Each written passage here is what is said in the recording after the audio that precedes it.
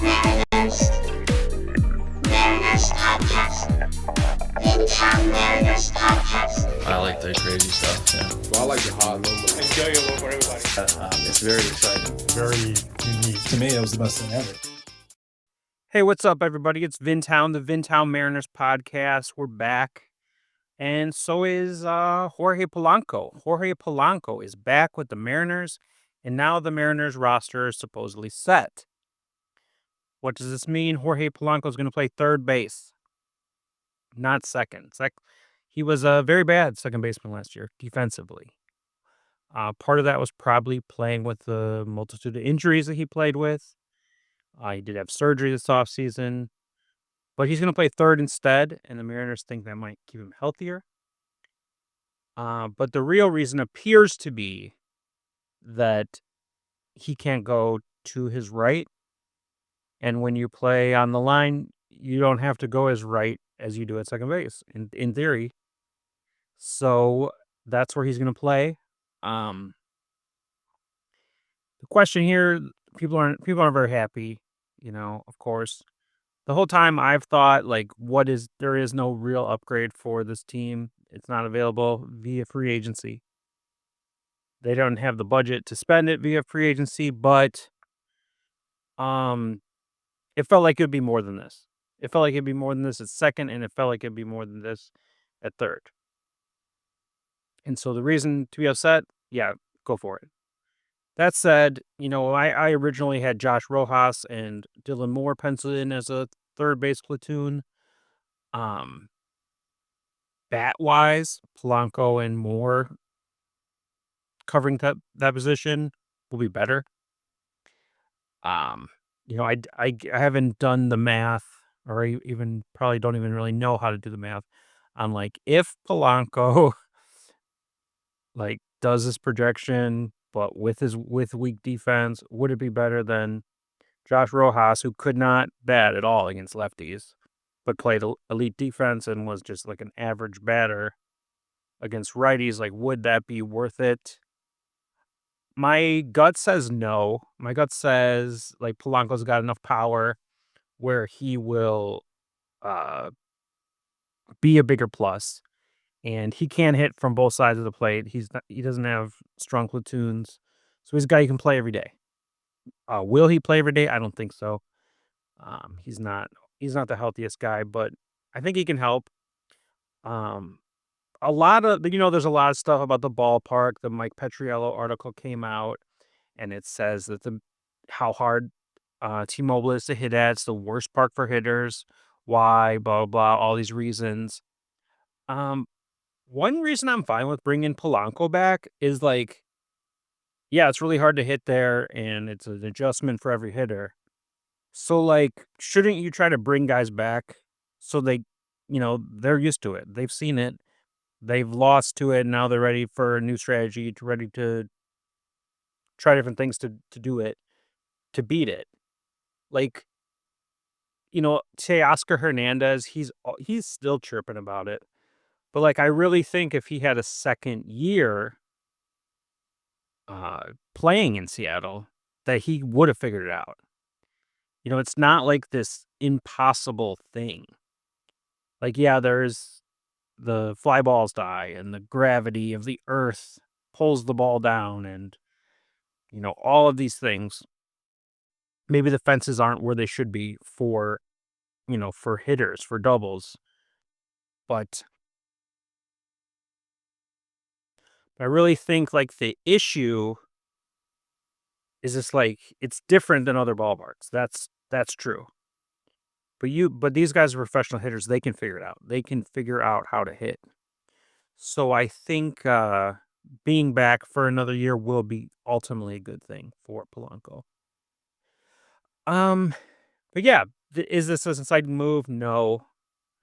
A lot of people think. Here's my thing with this offseason.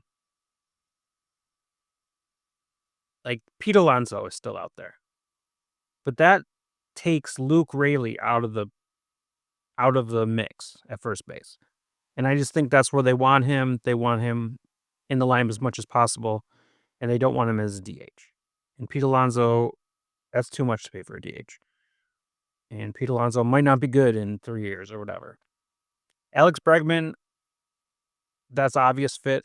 I think he wants way too much money for what he's going to do. I think Alex Bregman is going to end up being like the worst contract of this free agent class. I mean, the guy's like 5'6". He his numbers have been going down over the years. He's great at defense, but I don't think his body's going to hold up, and I don't think he's going to hit out. He's always had a better hitting at home. He definitely had some boost with the the whole cheating scandal. That was a long time ago now, but those were his best numbers of his career. So take of that what you will. And then just nobody wanted to trade. Nobody wanted to do anything. This is probably the best they could do. I think I like Polanco more than I would like a Yoan Moncada. And when it comes down to it, I don't think that Juan Moncada or Polanco will end the season as a starting third baseman. I think he'll still be a part of the team. I think he'll still contribute. But I think before this is all said and done, the Mariners will upgrade that position somehow, some way. Whether that's Ben Williamson becoming something, whether that's a trade for a rental, whatever. I think, there's this. The Mariners had a bad offseason. The Mariners had a bad. That's the way we talk. The Mariners fell short in 2024 season. Then they had a bad offseason, and now there's a 2025 season. But I think the way that baseball works now, and the way that this team in particular operates, we should almost like just call it the 2025 season. The start of the 2025 season, the part where we're not playing games, has not went well. That's true, or has not went as people would like it to. I think that's true, and I think that's fair. But the 2025 season isn't over. The 2025 season is still going. It's still ongoing. So I don't know. Maybe that's just me trying to like justify being not as mad as others are about this season. But I think that really comes down to is that I have the information. I have something that these other people don't have. Because what I have is the Seattle Mariners Guide to Winning. I understand how this team works. I understand how this team operates. I understand how they think. It's probably made me sick in soul to think like them. But I know how they think. I know their rules for winning. I know how they think they're going to do it. And I know the ways that they operate. I know it all. I've seen it all. I've seen the book. So I'm going to share it with you, okay? I'm going to share the book with you. Rule number 1, very simple, draft and develop. This is every team's rule, but I think takes a greater importance here when you see the later rules. That's how you're never going to be good if you can't draft and develop, no matter who you are, even the Yankees. The Yankees do a lot better job of developing players than I think they get credit for sometimes. But that's how you build a team. That's what the Mariners especially have to do. The dark ages, which is like what, 2004 to 2018, 2017, whatever. However you want to count that. Like, that was because they weren't developing anybody. Think about like your Jeff Clements, your Nick Franklins. Like, these guys all just never panned out. And then it was just nothing. And then finally it was Seager. Finally they got some luck. They started nailing the pitching. And now they're a good team. And they're a good team because of their homegrown players. Because of Julio. Because of Logan. Because of George Kirby. Because of all of them. Okay, so that's rule number 1. But it's a rule number 1 for everybody. So the Mariners aren't special in this way. Rule number 2. Extend if you can. Let them leave if you can. I think the Mariners right now are getting a lot of shit for being cheap. But thus far, they have not traded away any homegrown talent before they get into arbitration, like the Rays do. The Rays could have had Randy Arozarena for the next 2 years, but instead they traded him away because they thought he was getting too expensive. Thus far, we've not seen that with the Mariners. I'm going to give them the benefit of the doubt because I think that is how they want to build. Like, look at Mitch Haniger. They kept Mitch Haniger until the bitter end. Then he hit free agency and then didn't resign him. Then they took him back, and that's where we are now. But that's the goal. Extend if you can. Julio, they extended Julio. Let them leave if you can. I think that will be the case with probably Logan Gilbert. Logan Gilbert would be a fool to take a contract extension at a discount because he'll probably be making $30, $40 million a year by the time he hits free agency. So extend if you can, let them leave if you can't. This is a lot of people compare the Mariners to the Astros for good reason. But this is what the Astros do. The Astros let Correa go. They let Springer go. The only one they kept is Altuve. But once you hit that once arbitration runs out and you're a free agent, I think they're willing to let you go. So that's that. Moving on to rule number 3. If you really need something, trade for it. This is where Jerry DiPoto's expertise comes in. When Jerry DiPoto needed a second baseman, he went out and got Colton Wong. Okay? When Jerry DiPoto needed a left fielder, he went out and got Jesse Winker. Needed a right fielder, he went out and got Tasker Hernandez. Trades to fill holes. That's the team's number 2 way of major league talent acquisition. If you can't develop it, you trade for it. Simple stuff.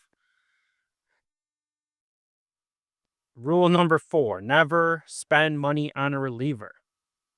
The Mariners have had a quiet offseason, but they've been busy on the transaction market. There's been relievers claimed, relievers DFA'd, relievers traded for. And these guys are all guys with very little major league experience. And if they do have major league experience, it's like a 6.0 ERA.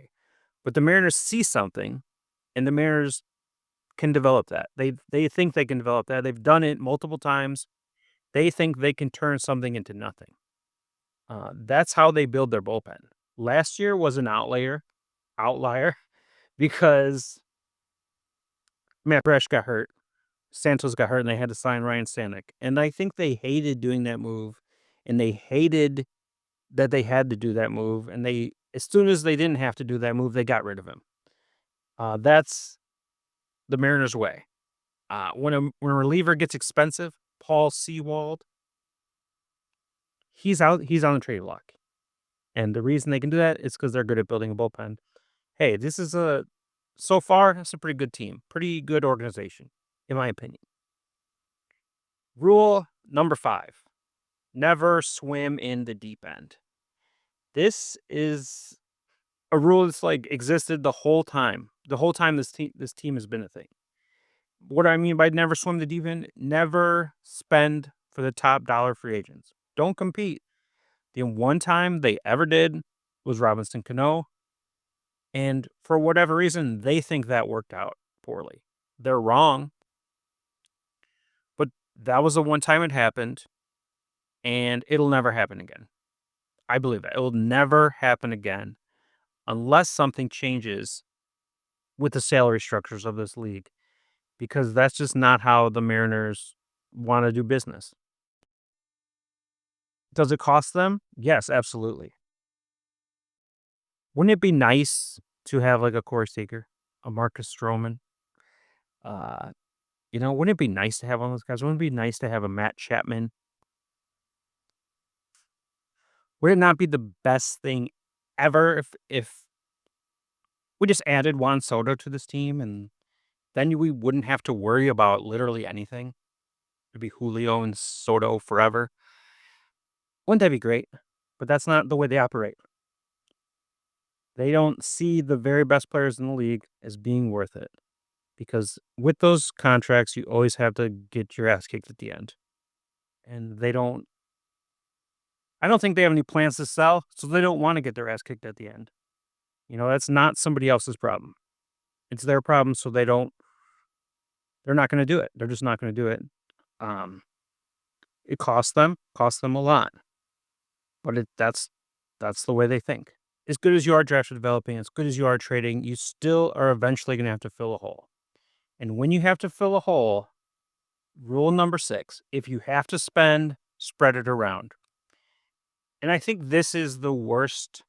This is the worst trend or belief that the Mariners have, I think.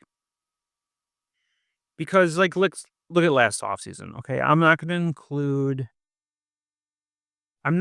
include Mitch Haniger because I've said before I believe Mitch Haniger only is a Mariner because they didn't want to pay Robbie Ray $50 million over the next 2 seasons, okay? So we'll just forget about Robbie Ray's or Mitch Haniger's money, okay? We'll just talk about Mitch Garver, Luis Arias, and Jorge Polanco. Combined, those 3 players made about $27 million last year. Okay, they spread it out. They spread it out between those guys. What would you, as a fan, have rather had? Those 3 guys, and this is with no knowledge of what would happen, but those 3 guys are Matt Chapman. Because if the Mariners had came in, this is what we have to spend, $27 million, let's say. $27 million a year for 4 years with opt-outs. Would you have taken it? He could have. What do you sign for? 3 for 72, I believe. Yeah. Throw all that at him and maybe you would have hit third baseman. Okay. Then what? Oh, you have to fill DH. Okay, fine. Mitch Haniger's the DH. Cade Marlowe can play in right field, whatever. Second base can be, give Ryan Bliss a shot. You'll find somebody on the heap for a second baseman. Bring back an Adam Frazier type, whatever. But would the team have been better? Matt Chapman instead of Mitch Garver, Luis Arias, and Jorge Polanco? Yes, it would have. And I think it would have been on paper as well, not just in reality. But that's the way they do it. This has been going back since the 2001 team when Howard Lincoln was in charge. When Howard Lincoln was the team president, that was what they believed. Don't sign. I'm trying to think of a hot free agent from back then, but don't re-sign A-Rod. Sign Brett Boone, John Elrud, Mike Cameron, etc. And that worked out then. And then they decided that's what works. That's what we're going to do forever. That's what we're going to do forever. There was a brief moment where Jack Sorenzik convinced them to do something different. It didn't work out the way they wanted it to. Steroid stuff. They hate steroids. And the owners hate steroids. And then we're not doing that ever again. We're spreading it around. That's the way we did it when Chris Larson was just a minority owner.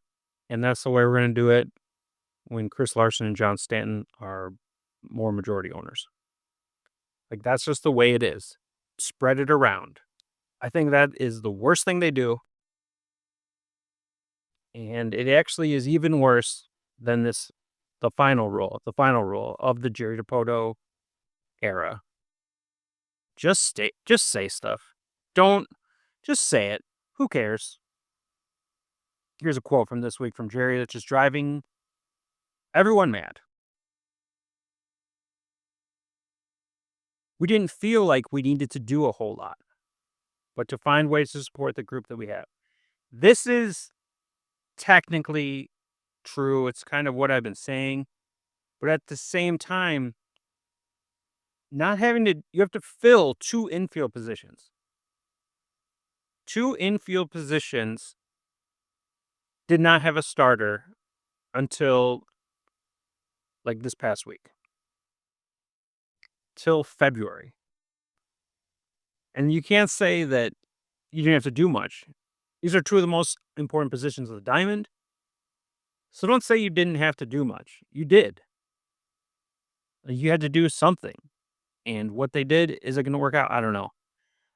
I mean, I believe the Mariners won't say it because they don't want to be wrong. That's the thing with all these Jerry quotes, is that he just doesn't want to look wrong. Last year, he kind of owned the way things went down, but he can't do that again.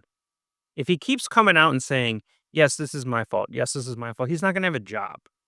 Okay, so he needs to paint a picture. He needs to just say shit. He needs to just say stuff and have it be like, oh, yeah, well, I guess that makes sense. But like, you don't have to believe it. And he doesn't believe it. So you don't have to believe it. This is just the way everything is now. People just say stuff. It's not true. And they get away with it. Everyone gets away with it. Because there's no like accountability towards it. It's just like, just say it. Just say it. Who cares? We don't need a new second baseman. We have options. We don't need a new third baseman.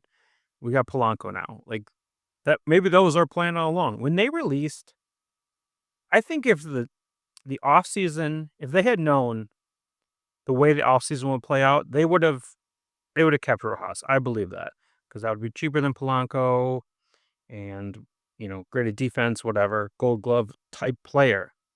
They would have done that. So something didn't work out how they wanted it to. But at the same time, they're not going to say that. They're not going to say that. But I think they don't want to sign a free agent for third base because they want to keep that spot clean. Because I believe they believe in Ben Williamson more than like anyone does. Supposedly he's the best defensive prospect at third base, like ever. Like he's that good. And it just matters if he's going to be able to hit. I think they would love for Ben Williamson to play this season at third base. I think second base before the end of the year, they really are hoping that Cole Young will take that spot. And then I think they're going to wait out JP. It might be the end of this season. It might be next season. And then that's Cole Emerson's spot. Like, I think those three spots, that's their plan. And they believe in it. And then Laz, Harry Ford, whatever, like Michael Arroyo, like those guys are maybe on the trade block, maybe not. Laz, who knows? He might be so good that you keep him if he's going to be like a Nelson Cruz. But anyway, that's all hypothetical. It's all down the line. But I really think that's what they believe. The third base, second base, and the shortstop of the future are all in the organization, and they're all going to be ready in the next year or two. But they won't say that. They won't say, hey, I'm sorry you're disappointed, because this team's supposed to win now. It's not supposed to be about the future. It's not supposed to be about saving money with these players. It's supposed to be about winning now. Polanco is never your choice. Polanco is never your number one choice. Even if he's a better third baseman than a second baseman, he's going to be one of the worst defensive third basemen in the league. But yeah, but you can say, oh, we're happy with our team. We're pretty excited by it. And yeah, you're excited about the pitching. And you're excited about the Julio and the Cal of it all. You're not excited about Polanco. You're just not. And you shouldn't be. What you're really excited for is like you're building to continue to build, because that's what gets them off. But they don't talk about, they don't say that. They don't say any of this stuff. They just say bullshit. I think Williamson, I think, is a big risk. But I think it's probably one worth taking if his defense is going to be that good. And Cole Young, who knows? I don't know how that's going to work out for this season. Cole Emerson is a top prospect. They should see what's there, if he's going to be ready by end of this year, next year. But it still just ignores the fact that this is your time, this is your window. And they just don't have the urgency. They don't have the sense of urgency to do it now. Like, is it an 85 to 88 win team to 90 win team? Yes, it is. Yes, it is. Yes, it is. That's why I'm going to watch. That's why I'm going to talk about it. That's why I like this team. That's why I'm not as mad as everybody. Because this team is going to be a contender. They're going to be in the playoffs. I really believe they're going to be in playoffs. I'm going to get to my predictions soon. But that's one of them. They're going to be in the playoffs. And I might even predict that they win the division. Because I think they're that good. I think they can be that good. Last season, if they have anything close to a repeat of the pitching and like a little bit better from the bullpen and a little bit better from the hitting in the first half of the season, we're talking about a totally different team. Last year was like a worst case scenario in so many ways. But they don't say that. They say, I think we have a good team. They don't say we have the makings of a great team. They say we have a good team. And that is one thing we can all agree on. They do have a good team. Why do they have a good team? Because Polo is back. Polo is going to have a good season. The Mariners are going to have a good season. We're all going to have a good season. That's all I got for now. Be back next time with more Mariners talk. I'm going to do predictions and just a lot more. Head into spring training. Get excited. Get excited. Baseball is coming back. Mariners baseball. We're going to win so many games. It's going to be great. Hallelujah.